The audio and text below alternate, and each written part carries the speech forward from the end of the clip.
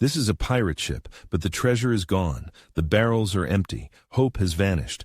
Only one resource remains, and it stares back at you through the eyes of your shipmate. Soon, you will learn of the unwritten law that turned a crew into predators and the gruesome ritual that decided who became dinner. But to understand this horror, you must first forget the empty holds and remember what once filled them. A pirate's diet was prolonged torture long before the food ran out. There was hardtack, so dense sailors called it molar breakers, or wormy castles, often infested with weevils. Salted meat as tough as a ship's plank. Rum diluted with foul water from the casks. To eat the hardtack, they would smash it, soak it in their grog, and consume it in the dark. That way, they couldn't see how many larvae floated to the surface. Ironically, these insects were often the only source of fresh protein on board. On a ship becalmed at sea, you face three enemies: scurvy, which liquefies your body from the inside, dehydration, which withers your mind, and hunger. Hunger does something worse. It erases the rules. Scurvy was insidious and slow.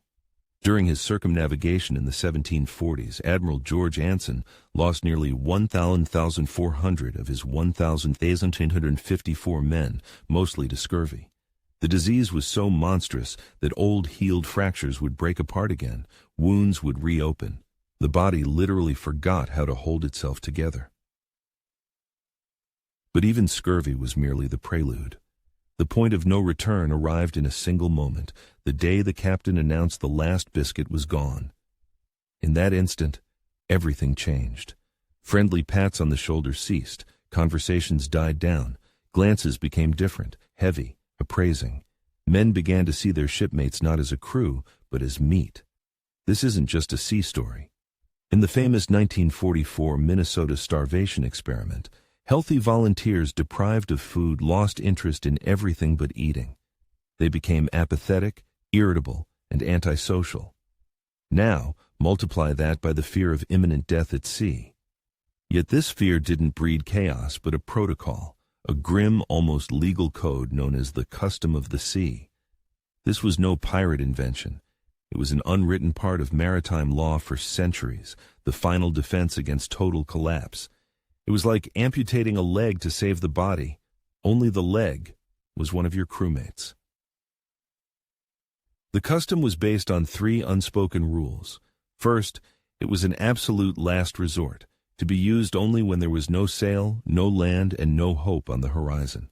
Second, the victim could not be chosen out of revenge or personal dislike. And third, most importantly, the selection had to be impartial. It was an attempt to preserve a semblance of order in hell. The lottery transformed murder into an act of providence. The crew symbolically handed the decision over to God or fate. It allowed them to say, "We didn't choose. A higher power did." Imagine for a second, you are the captain. Before you stand three men, a wounded but experienced boatswain, a young but strong cabin boy, and the ship's cook, whom everyone despises. The custom demands you choose one. Is your moral compass still working, or is it broken? There is no right answer. Philosophers call this utilitarian ethics in its most brutal form. You must calculate which action will bring the greatest good to the greatest number of people, even if that good is simply a few more days of life. But impartiality was often an illusion. Passengers, slaves, or cabin boys frequently became the first candidates without any lottery. They were considered less valuable to the ship's survival. History is filled with such convenient choices. In 1835, on the brig Francis Spaight, the lot fell to one of the sailors. He pleaded for his life, explaining he had a wife and children. The crew drew lots again. By sheer coincidence, it fell to 15-year-old cabin boy Patrick O'Brien. He had no family or status to protect him. This brings us to the most terrifying stage, the ritual designed to make the killing just in the eyes of God and men. In the dead silence, the captain holds out a hat. Inside are not coins, but splinters of wood, 2 slivers, one shorter than the other. This is not a frantic scramble for life. It is a grim mass conducted under the scorching sun. The only sounds are the creak of the mast, the strained breathing of a dozen men, and the dry click as the first hand draws its fate. Each man, in turn, approaches this improvised altar. It was a prayer that this cup might pass from you. The communion would be human flesh. This ritual wasn't for God. It was for the survivors. The lottery removed their personal responsibility, turning murder into the execution of providence. It wasn't us who chose him. Fate did. It wasn't us who killed him. Hunger did. This was the only way for the psyche to process the unthinkable without shattering. Psychologists call it diffusion of responsibility. When an impersonal mechanism makes the decision, no single individual bears the full weight of the guilt. It dissolves into necessity, into the rules of the game. It is a cognitive shield that allows one to remain human, at least in their own eyes, for a few more days. And now it's your turn. You reach into the hat. Your fingers find the wood. You draw. The splinter is short. 1 second, you are part of the crew. The next, you are provisions. The world narrows to this small piece of wood in your palm. You look into the eyes of your former shipmates. Where there was sympathy, there is now a primal, appraising hunger. They no longer see a friend, they see salvation. And the most terrifying part, you begin to agree with them. The despair and group pressure are so immense that the victim becomes a participant in their own destruction. The history of the whale ship Essex records that Owen Coffin, who lost the lottery, calmly accepted his fate, saying only, "It is right so." What followed was not rage, but procedure. The ritual tension gave way to cold efficiency. The victim was given a few minutes to pray. Sometimes, a final drop of rum. It was methodical work which made it even more horrifying. The first step was often to collect and drink the blood. In conditions of severe dehydration, it was a resource as valuable as flesh. This was not a murder for revenge or malice. It was the harvesting of supplies. But eating a person is only half the nightmare. The other half is living with it. And so you live. But the crew is dead. The life-saving food becomes the ultimate taboo. It is not spoken of. It is not looked at. You avoid meeting your shipmate's eyes because every glance is a reminder. The silent pact isn't just about the past. It's about the future. Everyone understands. If rescue doesn't come, the lots will be drawn again. And yesterday's accomplice will become tomorrow's dinner. Trust has evaporated. To avoid going insane, the brain builds a wall. This mechanism is called rationalization. It ceases to see the victim as a person. It sees cargo, provisions, a resource. In the reports of the survivors from the brig Mignonette in 1884, the phrase, "we ate Richard Parker," does not appear. They used euphemisms. They wrote that they fed upon the cabin boy or used his body. This is a classic psychological defense. Rename the horror to make it bearable. Let's introduce a trauma scale. If surviving on a deserted island is an 8 out of 10, then surviving by the custom of the sea is an 11. Because the island won't haunt your nightmares for the rest of your life, but the faces of your shipmates will. Modern psychology calls this moral injury. It's not PTSD, which is based on fear. It's the damage done to your conscience when you commit an act that shatters your own moral code. Its fuel isn't fear, but shame, guilt, and self-loathing.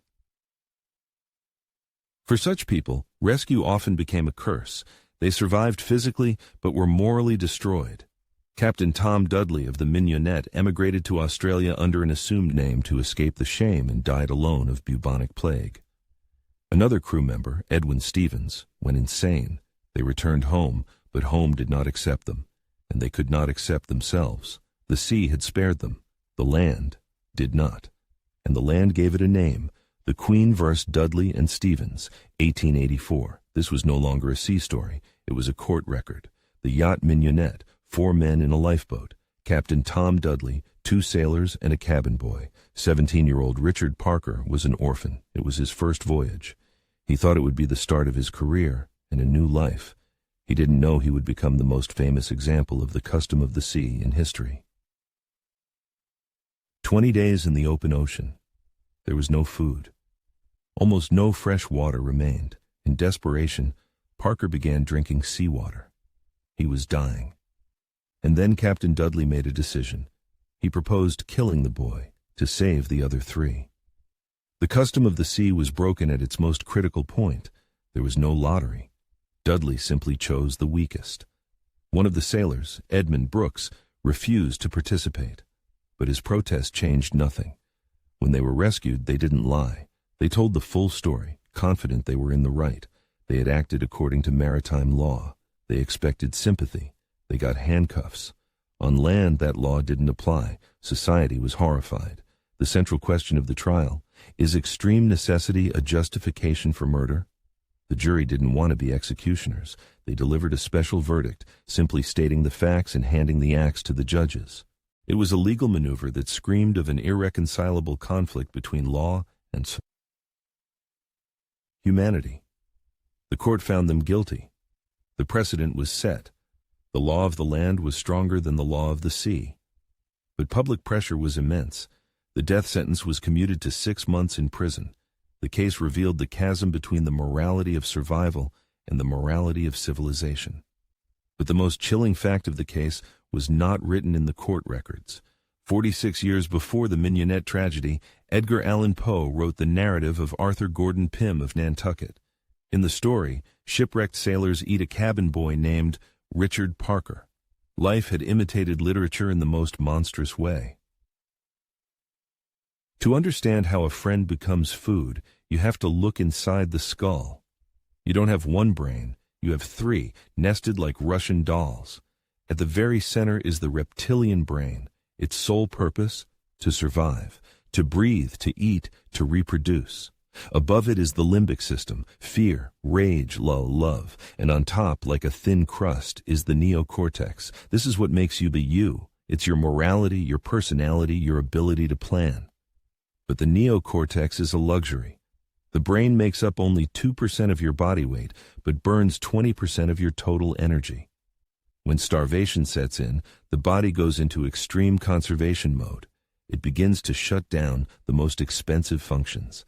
And the first to go is the complex, energy-intensive work of the prefrontal cortex, your moral compass, your humanity. The body begins to consume itself. Muscles atrophy, organs fail. But the most terrifying changes happen in the mind: hallucinations, paranoia, bursts of uncontrollable aggression. The person literally ceases to be themselves. Survivors spoke of visions of lavish banquets appearing out of the salt-laced air. This is the brain desperately trying to give the body what it lacks, making reality even more agonizing. The custom of the sea is not a decision made by rational people. It's a protocol designed for those already on the brink of madness. Remember how you get angry when you're very hungry? The phenomenon is called hangry. It's a tiny echo of that same switch. Your neocortex is just slightly loosening its grip. Now imagine it shutting down completely. This isn't just a feeling. A study from Ohio State University showed a direct link between blood glucose levels and aggressive behavior.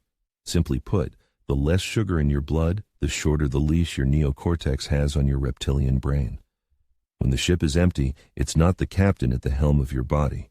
It's the lizard, and it has only one command: survive. This story leaves us with 3 brutal lessons. Lesson 1, civilization is a razor-thin veneer, and hunger strips it away instantly. There's a famous saying: any society is only 9 meals away from anarchy. On a ship lost at sea, that distance shrinks to 1.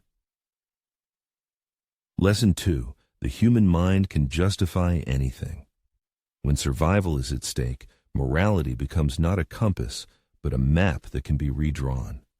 Justice, duty, humanity, they're just words.